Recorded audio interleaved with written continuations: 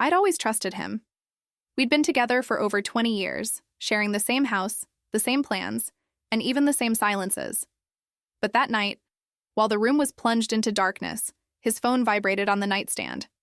The screen lit up the space, and for a second, I saw a preview of a message that wasn't meant for me. "Good night, love." My heart stopped. In that instant, my entire body froze. I didn't want to believe it, but the sentence was there, imprinted on the screen. Pretending to sleep, I heard him hurriedly grab his phone, quickly swiping his finger to hide something. His breathing became heavier, as if he'd been caught at the scene of a crime.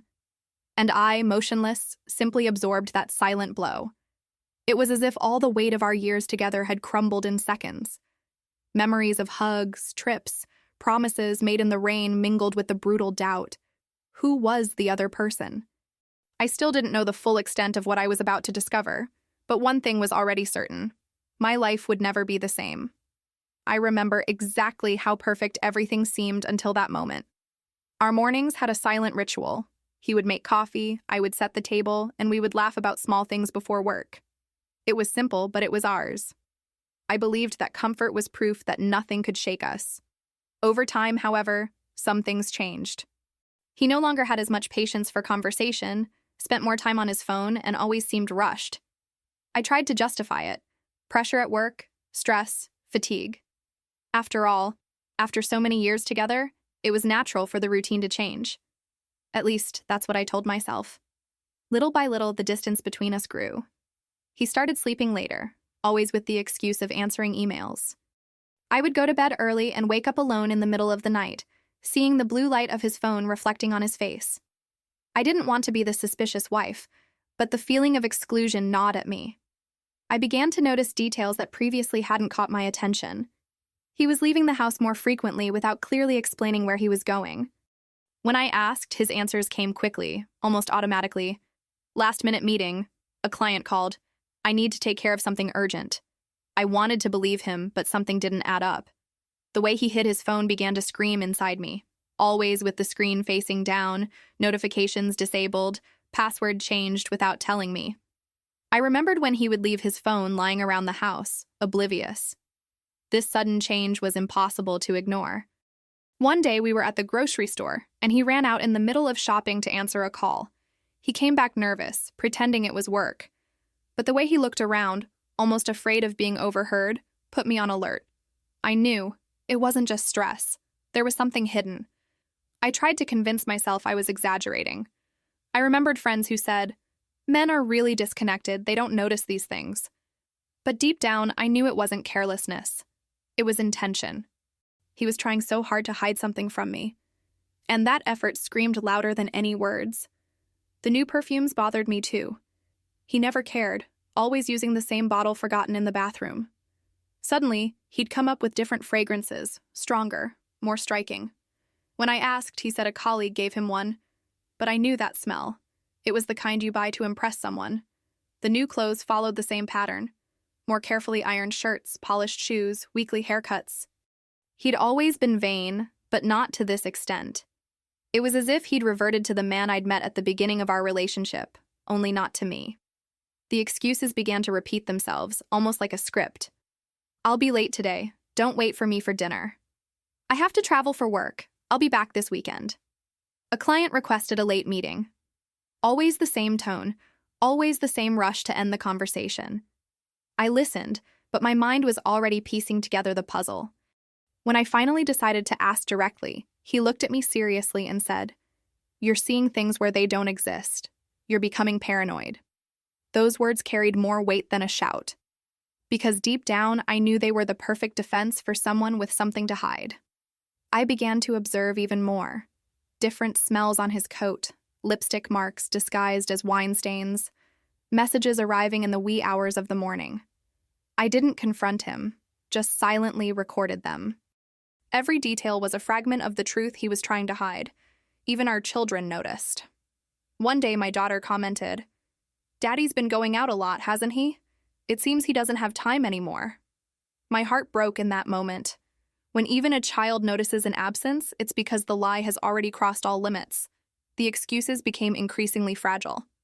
One day, he said he was playing soccer with his friends. But when I asked his names, he got confused. He made up stories that didn't hold water.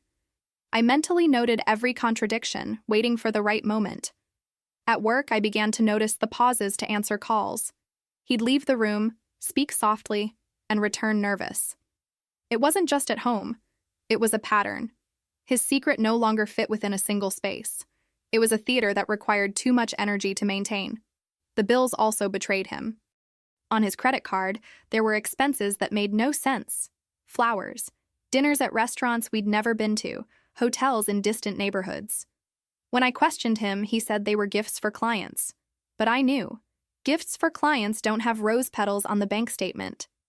With each clue, my anger grew, but so did my silence. I didn't want to explode without concrete proof. I needed to be sure, to see for myself. And this turned me into a keen observer, almost an investigator of my own life. I began discreetly rummaging through clothes, bags, and drawers. I found crumpled receipts, hastily discarded packages, forgotten receipts. It was like following an invisible trail he believed he'd erased. But no secret remains hidden forever. One detail struck me more than all: a handwritten note tucked away in his wallet. It was amazing being with you yesterday. Signed with an initial that wasn't mine. It was simple, short, but cutting. I almost lost my breath reading those words. Even with so much proof, I still tried to talk again. He kept up his usual spiel. It's all in your head. You need to trust me. And this time he added, you're destroying our marriage with this paranoia.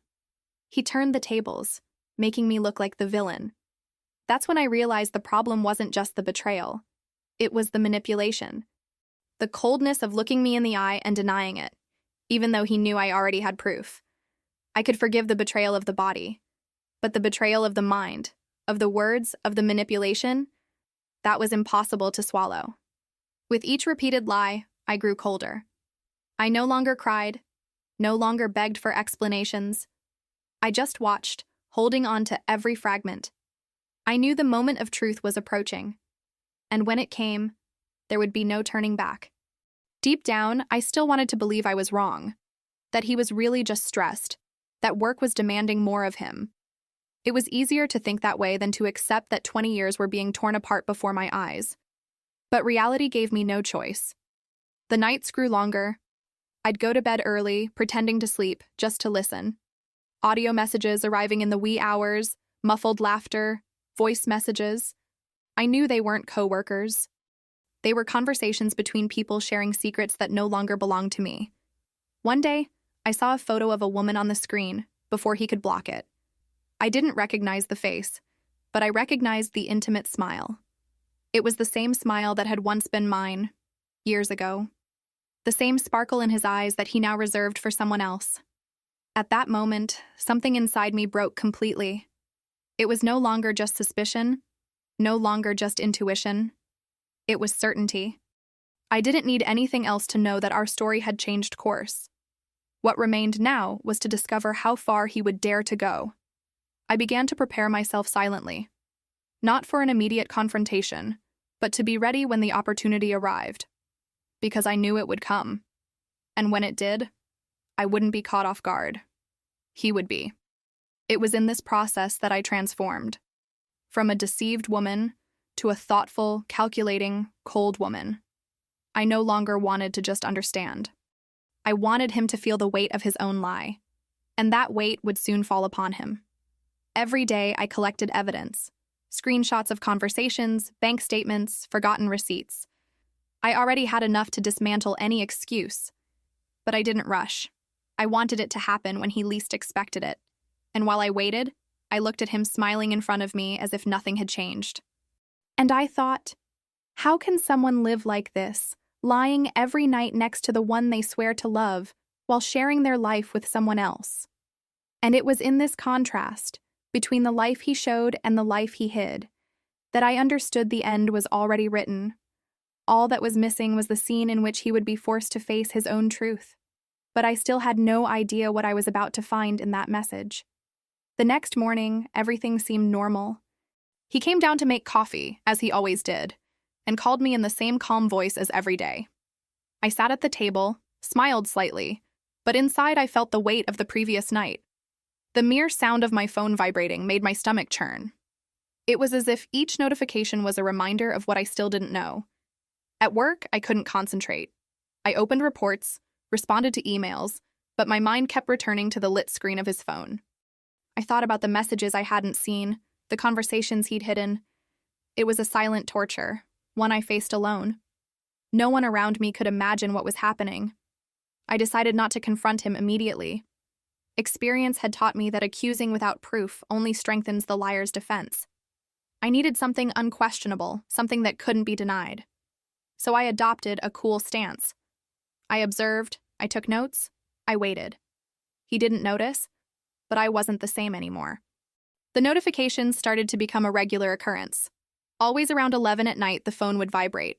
I was already lying down, pretending to sleep, and I heard the muffled rings, followed by short chuckles he tried to hide. It wasn't work talk, it was intimacy, and it gnawed at me every day. One day, he left his phone in the living room. The screen lit up with her name. Just a simple first name, no profile picture. But the message made me shiver. I arrived safely. Thanks for the night. I couldn't breathe for a few seconds. The proof was there, clear, but I still needed more. I tried to access the phone, but the password had changed again. It was like a wall between us. Before, there were no secrets. Now, each block was a message. You're not coming in here anymore. This wall kept me away, but it also pushed me forward in the search for the truth. I couldn't accept living in the dark anymore. At the office, I noticed he was using WhatsApp web. While he went to the bathroom, I noticed the QR code was still active on his computer.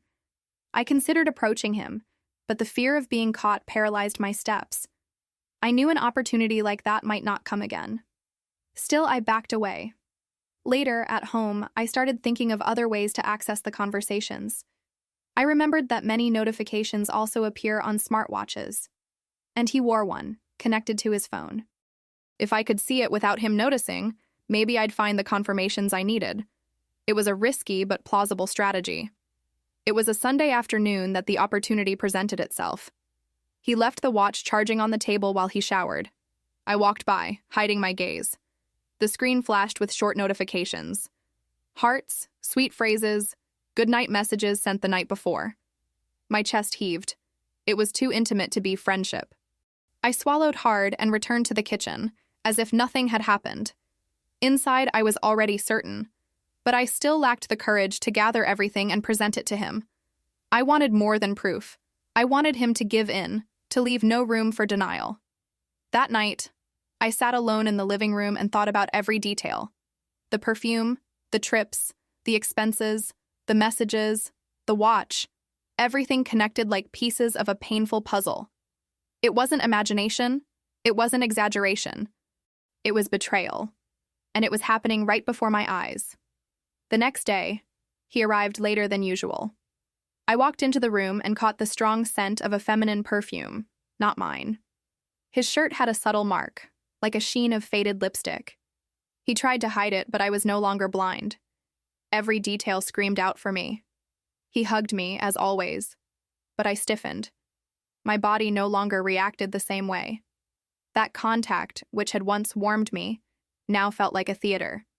I felt like a spectator in my own life, watching an actor play the role of a devoted husband. And that hurt me more than any absence. Even so, I kept smiling on the outside. I needed him to believe I was still in the dark. The safer he felt, the more proof I'd have. That was the only way to dismantle the mask without giving him a chance to prepare defenses. Looking back, I realized that was the moment I transformed. I was no longer the passive woman who accepted excuses. I was someone who observed every detail, who collected evidence, who waited for the right moment to act. And this change gave me strength I didn't even know I had. One night, while he slept, I got up slowly and went to the living room. I grabbed his charging phone. I entered the wrong password twice, but the third time I got it right. I don't know if it was instinct or the memory of old numbers, but the screen unlocked. My heart almost leaped into my chest. The conversations were there. Long exchanges of messages, audio recordings full of intimacy, declarations of longing. I read each line with trembling hands, as if each word were a knife wound. I didn't know whether to cry, scream, or simply close my eyes. never to open them again. He spoke to her like he hadn't spoken to me in years. He used nicknames, made plans, promised meetings. It was as if he'd recreated with someone else everything he'd once built with me. And the cruelest thing was realizing how true it all felt. I closed my phone and put it back before he woke up. I went back to bed and pretended to sleep, but inside I was no longer at peace. I carried a secret bigger than any insomnia. The certainty of what I'd seen gnawed at me, but also strengthened me. I spent the next few days in silence. I continued observing, gathering evidence. Now there was no longer doubt, but rather the need to decide what to do. I wavered between the desire to confront him and the desire to let him sink into his own lie. It was a daily battle within myself. I began to notice his behavior changing too. He was more nervous, more distracted. Sometimes he seemed to feel guilty, but he quickly recovered and returned to his role as the perfect husband. It was as if he were trying to maintain balance between two worlds, unaware that one was already crumbling. One detail struck me deeply. He started making up stories about this childhood friend. He spoke of her casually, as if to validate her presence in his life. But every time he mentioned her name, I remembered the messages I'd read. And that hurt like salt in an open wound. At every social gathering, I feigned normalcy. We laughed together in front of friends, posed for photos, talked about plans. But deep down, it was all an act. I no longer believed any of it. And the saddest thing was realizing how well he acted. However, the more time passed, the more he betrayed himself in small gestures. The lost look in his eyes, the sweaty hands when his phone vibrated, the rush to get away when a message arrived. I no longer needed proof. He gave himself away in every detail. Sometimes I wondered, why don't I just get it over with? Why don't I just dump it all on the table and move on? But there was something inside me that wanted more. I wanted him exposed, for there to be no denying it. I wanted him to feel the same helplessness I felt. Loneliness was my greatest enemy during that time. Carrying this secret, living this farce, smiling to the world while crumbling inside. But it was also what gave me strength, because I learned to trust only myself, and that made me stronger every day. One Sunday afternoon, while he was dozing on the couch, I saw the notification on the screen again. I haven't stopped thinking about you since yesterday. It was confirmation of everything, written in clear letters. I took a screenshot, took a deep breath, and saved it to my phone. Now I had what I needed. I knew that from that moment on, nothing would be the same. The masks were about to fall, and he had no idea I already held the truth in my hands. What came next would be even more painful. That week, the routine seemed the same as always, but I already saw everything differently. The small gestures that had previously gone unnoticed now became clear signs. The exaggerated care with his appearance, the repetitive apologies, the rush to secretly reply to messages. It was like watching a movie whose ending I already knew. He continued to try to maintain normalcy. He'd make jokes at the dinner table, ask about my day, help with the housework. But as soon as his phone vibrated, his attention was completely lost. His gaze would become distant, his fingers fidgeted, and a smile would appear for no reason. I knew exactly who it was for. One Saturday, we went to a barbecue at a friend's house. There, he seemed even more uncomfortable. His phone never left his pocket, and every time it rang, he'd discreetly step aside to answer it. I watched every move, pretending to join in the conversation with others, but my focus was on him. A friend even commented, "He's acting different, isn't he? More distracted, more distant." I smiled and changed the subject, but deep down, it felt like validation. It wasn't just my perception. Other people noticed too. He could no longer hide the distance he was creating. The next day, I noticed he woke up earlier than usual.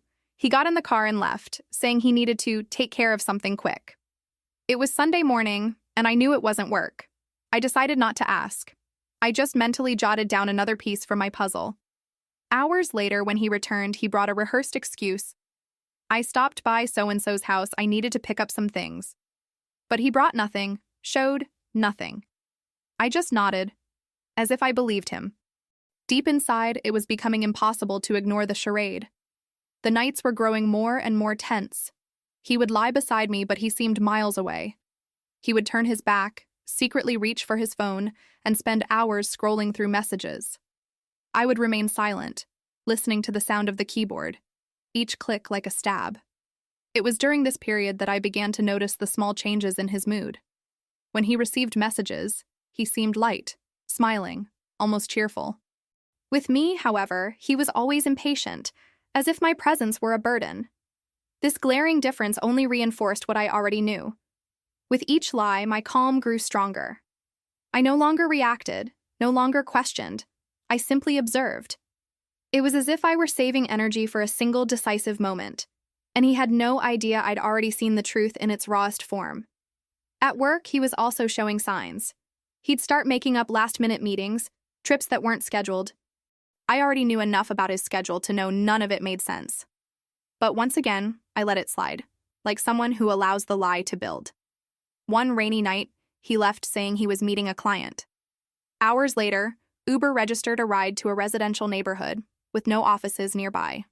I saw it on his credit card statement, and my heart froze. It was no longer doubt. It was confirmation. The cruelest detail was how he still hugged me when he returned, feigning affection, asking if I was okay. It was high-class theater, but for me, it no longer had any impact. I saw every gesture as a poorly rehearsed performance, devoid of true emotion. I began to sleep less. Sleep no longer came easily, and when it did, it was shallow and interrupted. I would wake in the middle of the night and look at him, lying beside me, his cell phone still in his hand. I wondered how anyone could be so cold. Even in the face of everything, part of me still wanted to believe he might stop, that maybe he'd realize what he was doing and back off.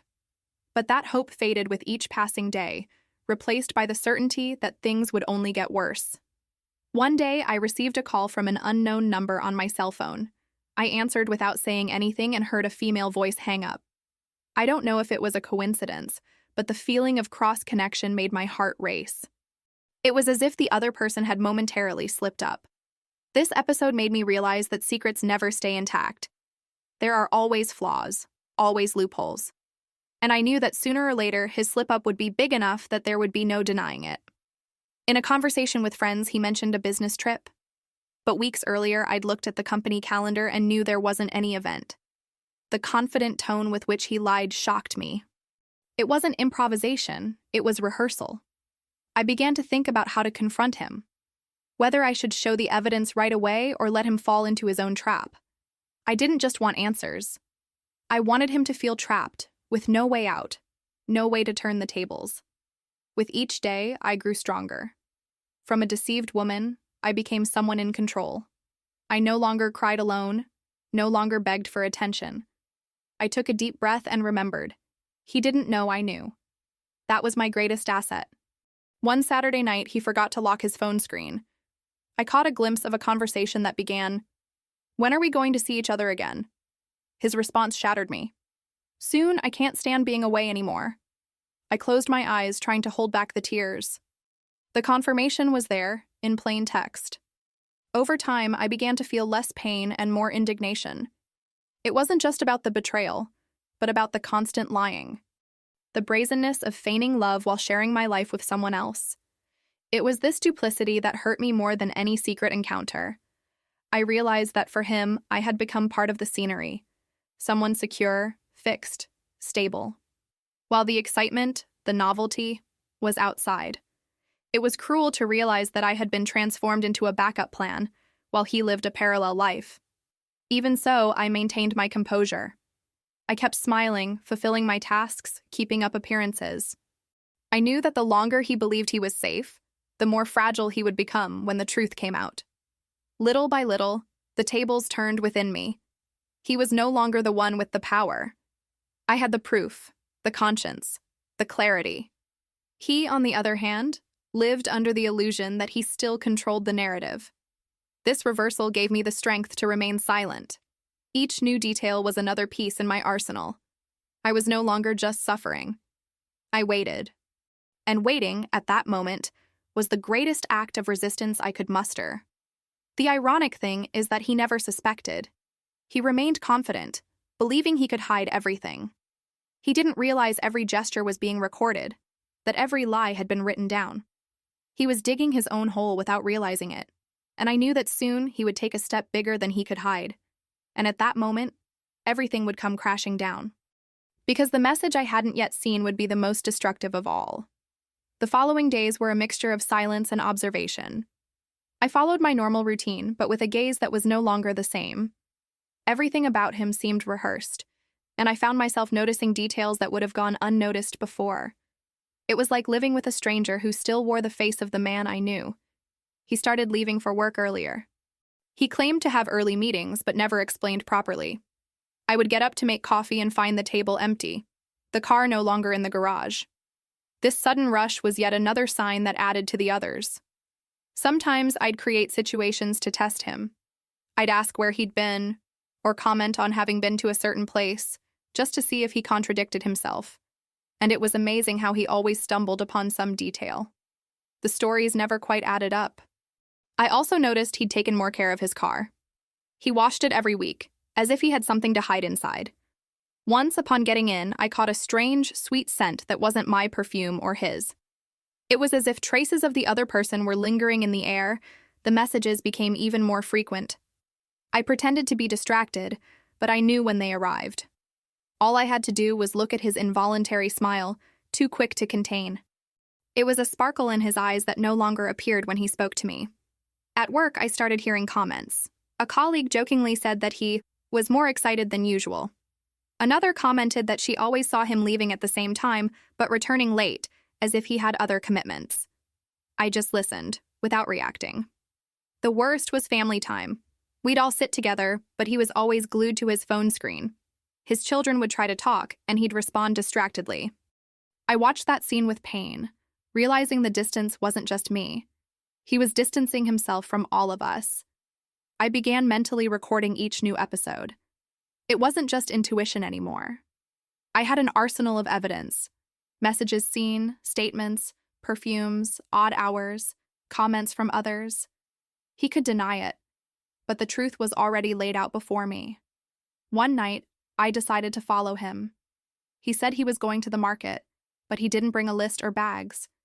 I got in my car and at a safe distance followed. He stopped in front of a residential building. He didn't get out right away. He stayed in the car for a few minutes, as if waiting for someone. My heart raced. Soon, I saw a woman get into the vehicle. I couldn't see her face, but her silhouette was clear. They stayed there for a few moments, then left together. I didn't continue. I didn't have the strength. I just turned the car around and drove home, trying to breathe. That night, I couldn't sleep. Every time I closed my eyes, I remembered the scene. The parked car, the woman getting in, his discreet smile. It was an image that replayed endlessly in my mind, like a movie I couldn't turn off. When he returned, he acted normally. He put the groceries in the kitchen, made up some random conversation, and said goodnight. I stared at him silently, like someone watching an actor on stage. I already knew the truth, but he still believed he was in control. The next day I woke up different. I didn't cry, I didn't question. I just got dressed, went to work, and kept my life running. I realized that, in a way, I had taken over. He was living a lie, but I was the only one who saw behind the scenes. At work, concentration was nearly impossible. Between meetings, I remembered the scene from the night before. Everything made even more sense now. It wasn't just suspicion. I had seen it. And seeing it was much more painful than imagining it. I decided not to tell anyone. I kept it to myself, like a silent secret. I didn't want to listen to advice or cliches. I knew each step needed to be calculated. This was my battle, and I would have to choose how to fight it myself. He, on the other hand, seemed increasingly relaxed. Perhaps because he believed I didn't suspect, or because he thought he was too clever. The slips increased. Perfumes, messages, delays. He no longer worried so much about hiding things. And this only strengthened me. There was a moment when I considered leaving everything behind, packing my things and leaving. But something inside me told me it wasn't time yet. I needed clarity. I needed to understand how far he was capable of going, and that answer would only come with time. At a family dinner, I noticed his absence. Everyone asked, and I made up an excuse. I said I was in an important meeting. It was painful, but at the same time revealing. I was already unintentionally covering up his lies. It made me reflect. The weight of the secret exhausted me. I slept poorly, ate little, and with every notification on his phone, my body reacted as if it were a warning. It was a state of constant vigilance, as if I were living a silent war within my own home. Yet even in the midst of this storm, I discovered a strength I never imagined I had. I no longer cried so much. I no longer begged for attention. I simply observed, with a calculated calm. It was as if I had become a different person. He continued to believe in the theater he was putting on, but he didn't realize that, with each lie, I became more distant. There was no longer room for trust, only strategy. I was the audience, watching the actor's mistakes on stage, but pretending to believe in the performance. One afternoon, rummaging through his clothes, I found a restaurant receipt. 2 people, an expensive dinner, the date coinciding with a night he said he was in a meeting. I put the paper in my bag.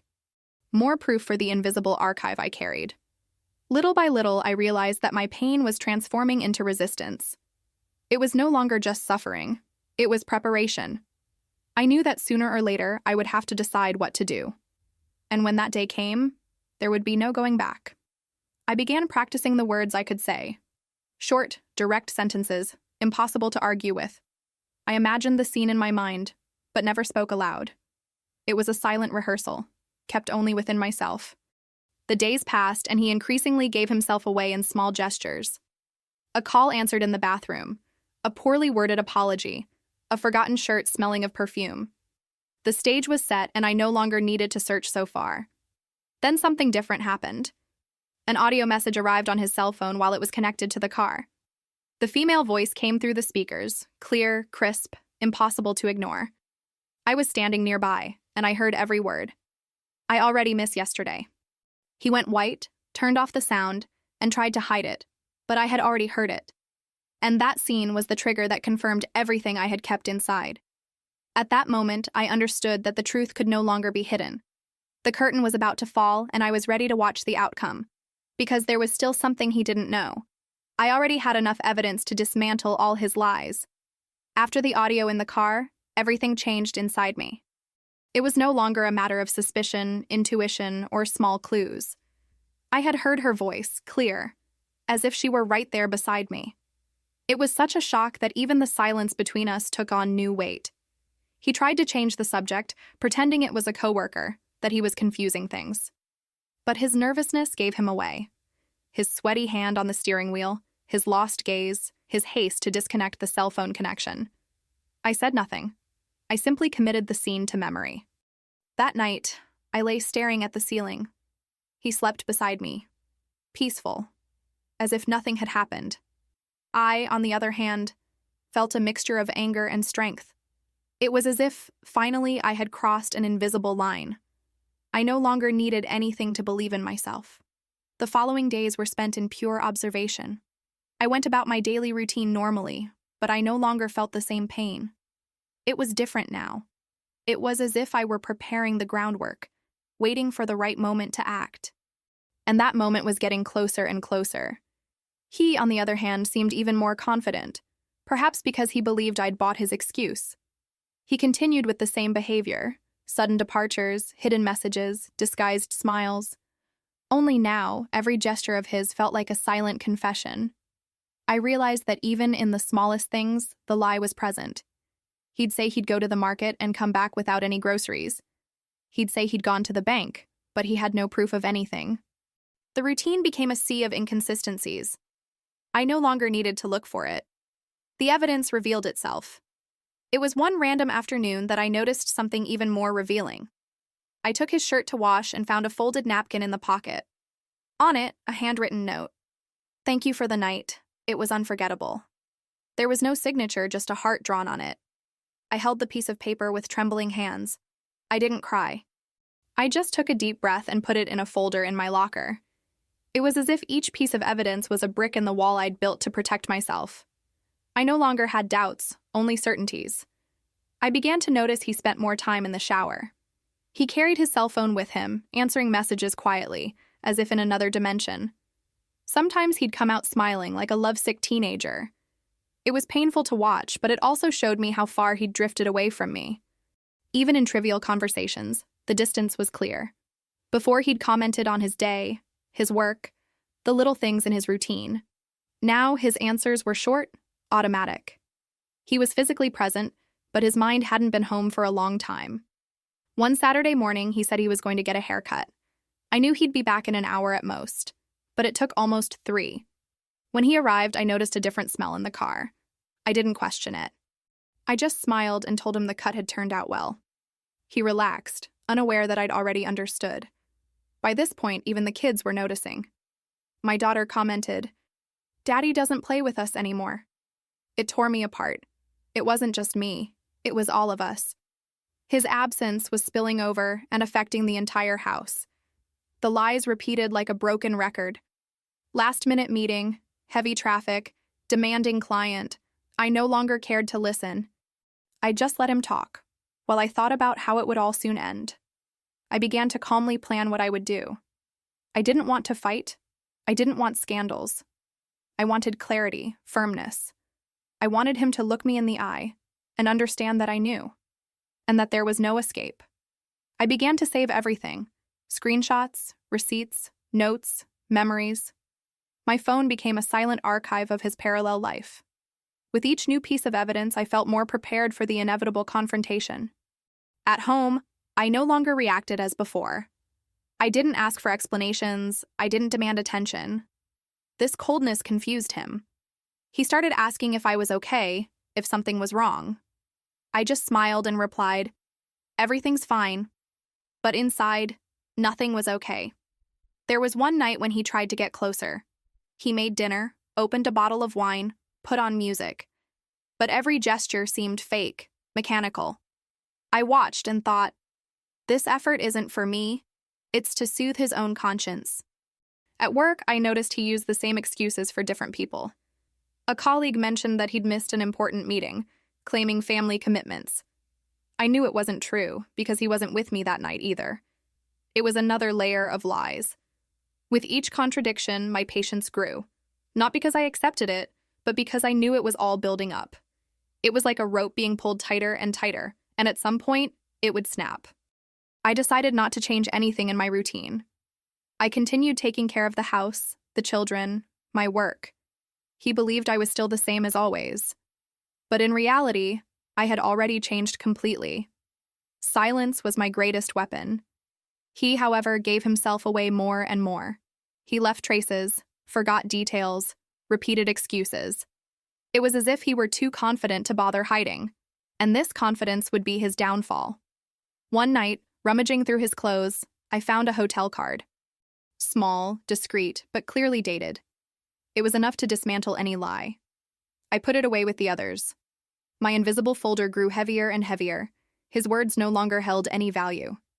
I listened, but I didn't believe them. It no longer mattered what he said. What mattered were the facts, and the facts were before me every day. In this process, I began to see myself differently. I realized I was stronger, more centered. I was no longer the deceived woman who suffered in silence. I was someone who knew the truth and waited for the right moment to act.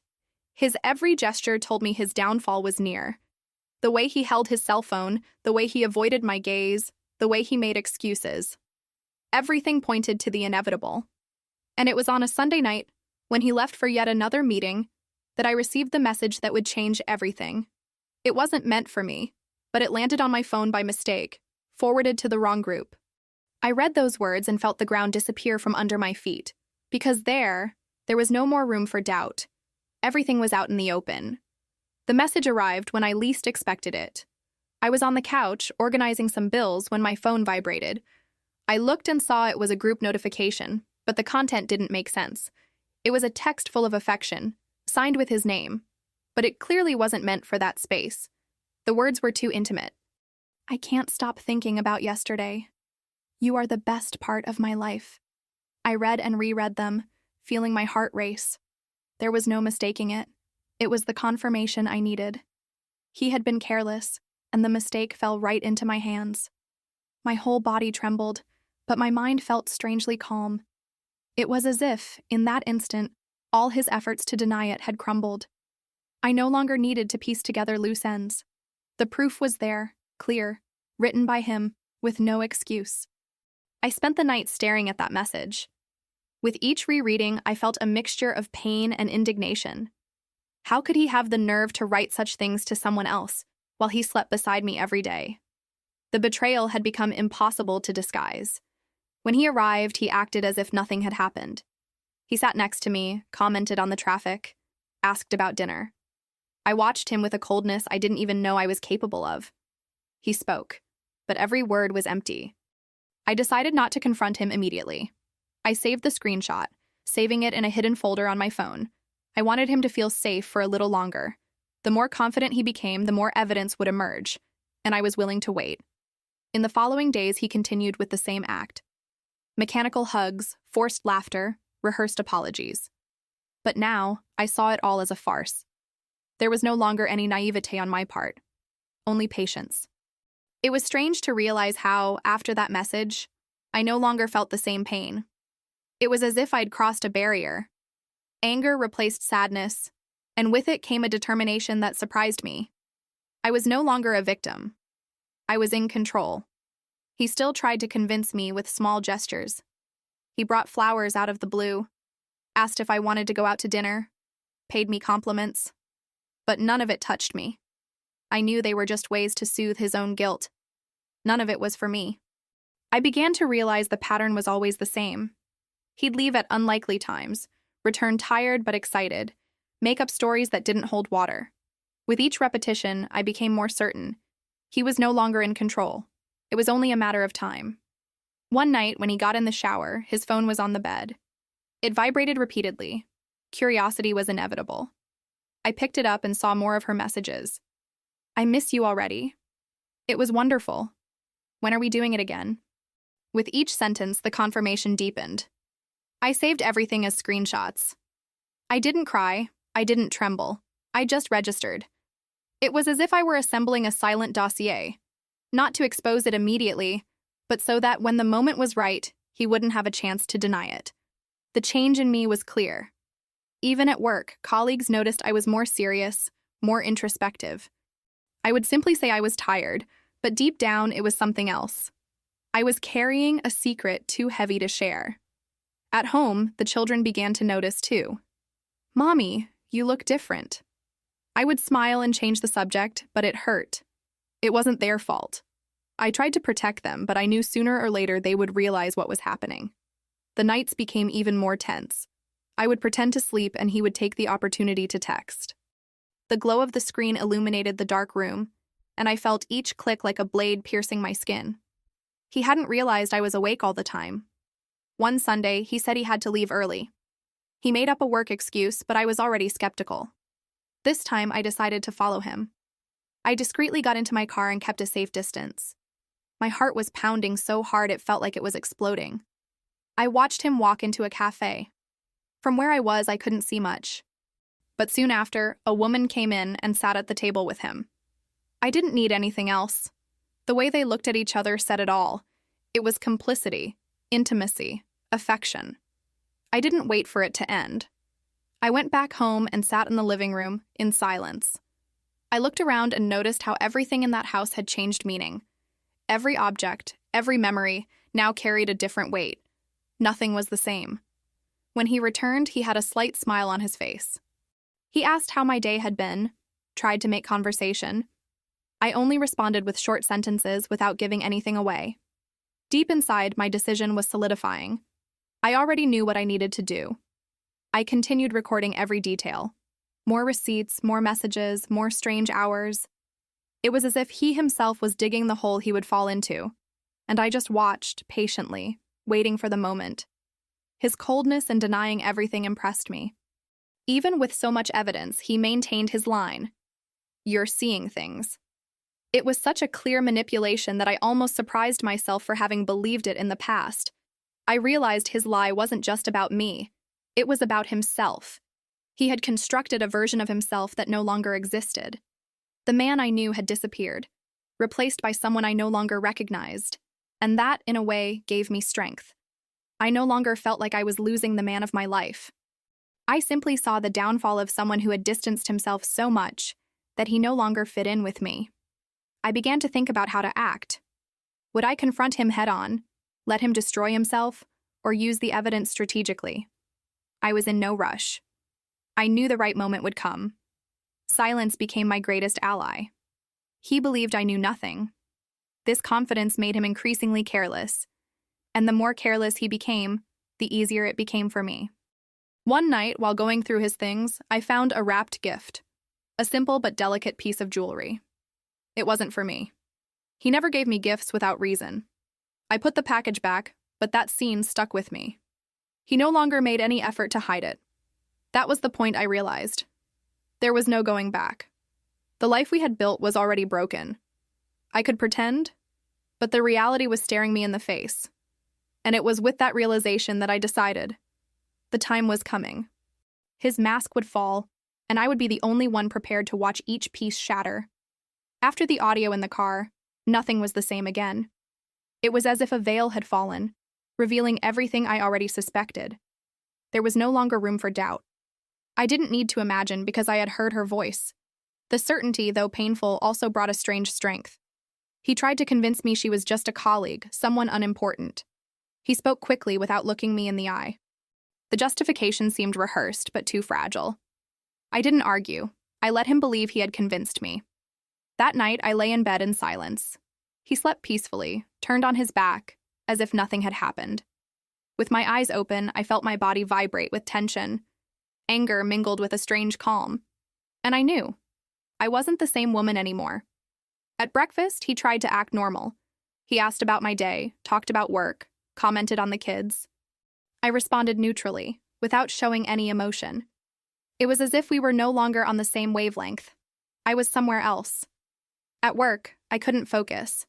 I tried to lose myself in the reports, but my mind always returned to the scene of the car. It was impossible to erase that audio from my memory. The female voice seemed to echo within me. With each memory, my indignation grew. In the afternoon, I went to the market alone. I walked the aisles trying to distract myself, but everything seemed mechanical. I put the products in the cart without thinking. Deep down, I knew the weight I felt wasn't physical. It was emotional. And it wouldn't go away anytime soon. I got home and saw his cell phone on the table. It vibrated twice, but he wasn't near. The screen showed only an abbreviated name. My heart raced. I didn't need to open it to know what it was about. Once again, reality stared me in the face. I decided not to bring it up.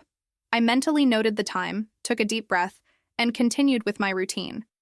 I'd learned that silence gave me more of an advantage. He thought I didn't know, and that was the opening I needed. That week, I noticed he was leaving home early, always with a ready excuse. Early meeting. Demanding client. But he never brought reports or proof of these activities. His stories were short, always superficial. One of those mornings, I found a parking receipt in his jacket pocket. The date coincided with a night he said he'd been working late. I kept the paper like one would a silent weapon. It was another piece for my file. That night during dinner, he tried to be affectionate. He gave a simple compliment, as if nothing had happened. I smiled slightly, but inside, I was distant. The affection he offered was no longer valuable. It was just part of the show. Over the weekend, I suggested we watch a movie. He accepted, but during the screening, he stayed glued to his phone. The glow of the screen reflected on his face, brighter than any scene in the film. I watched him, but said nothing. At a barbecue at a friend's house, I saw how restless he was. His phone never left his hand. Every time it vibrated, he discreetly moved away. People noticed. A friend commented to me, "He's different, isn't he?" I just smiled, not responding. When we got home, I sat alone in the living room for a few minutes. I thought about all the clues I'd already gathered. Notes, messages, receipts, perfume. It wasn't imagination. It was a consistent pattern, impossible to deny. The lie was already blatant. I began to sleep less and less. I'd wake up in the middle of the night and see the glow of his phone screen. Pretending to sleep, I'd listen to his muffled laughter, his voicemails.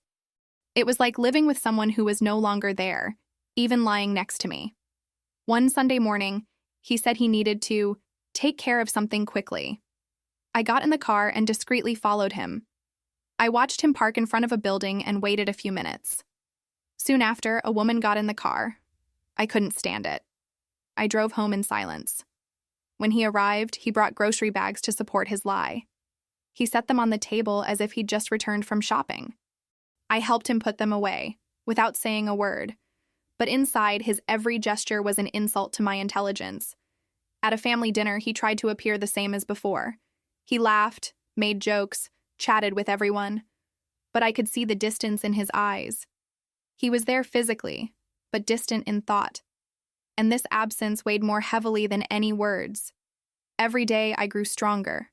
I no longer cried like before. I no longer despaired.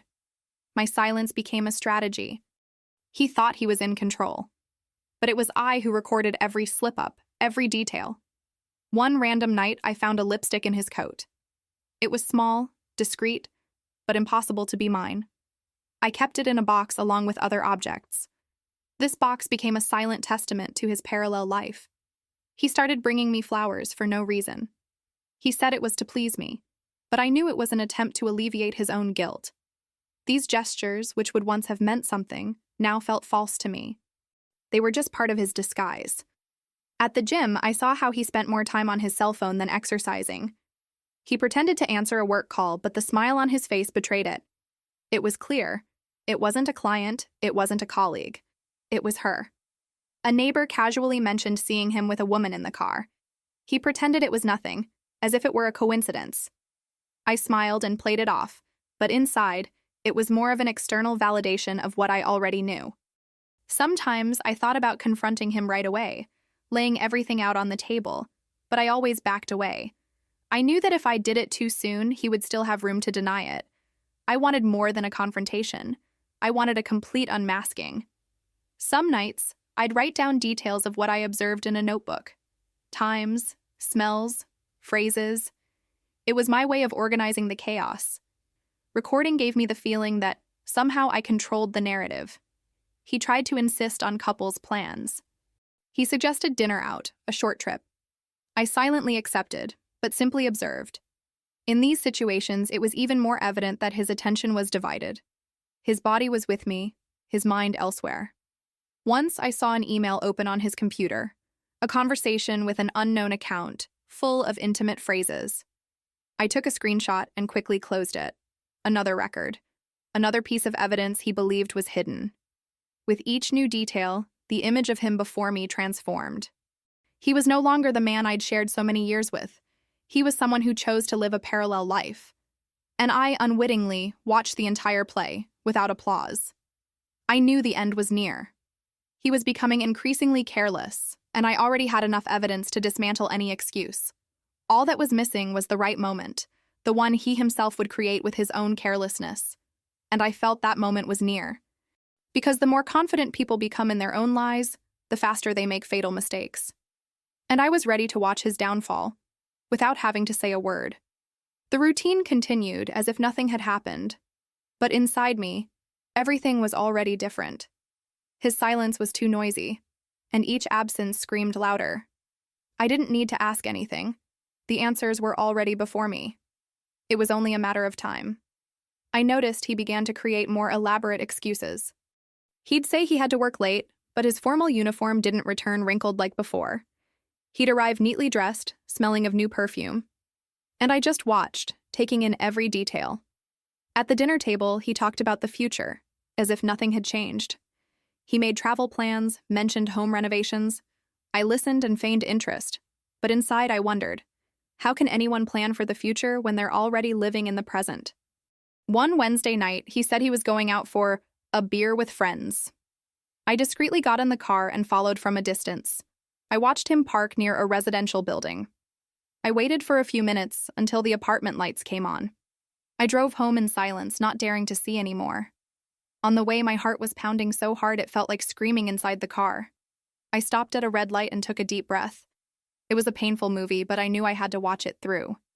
The next morning, he brought me coffee in bed, as if to make up for it. He smiled and told me about his day. I simply thanked him, showing nothing. It was like receiving a gift wrapped in pretty paper, but knowing there was nothing real inside. I decided to start taking better care of myself. I got my nails done, bought new clothes, and made a doctor's appointment I'd been putting off for months. It was my way of reminding myself that my life didn't have to revolve around him. I also had value, even if he tried to diminish me with his choices. At work, a colleague commented, "You're prettier. Have you changed something?" I smiled and simply said I was taking care of myself. Inside, I felt a spark of strength. I wasn't the helpless victim. I was a woman learning to rise up in silence. At home, I continued to observe. I noticed he'd even started password protecting his laptop. We used to use it together without any problems. Now, it was as if each device were a safe. But the more he locked it, the more obvious it became what he was hiding. One Saturday afternoon, he said he was going to the mall to buy a colleague a birthday present. He returned without a bag, just a slight smile on his face. I didn't ask him anything. The silence was my way of letting him dig his own hole. I started exercising at home. While jumping rope or walking on the treadmill, I thought about how my life could be different. The betrayal hurt, but it also taught me that I didn't depend on him to exist. It was hard, but liberating. That night, during a quick dinner, he let a strange phrase slip. He accidentally said her name, in the middle of a story.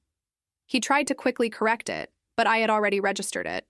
The mouth reveals what the heart insists on hiding. I stored this detail as yet another invisible proof. There was no need to argue, no need to fight. Each slip-up was like a falling domino. He didn't realize it, but the end was already written. One Friday, he made up a story about staying late at the office.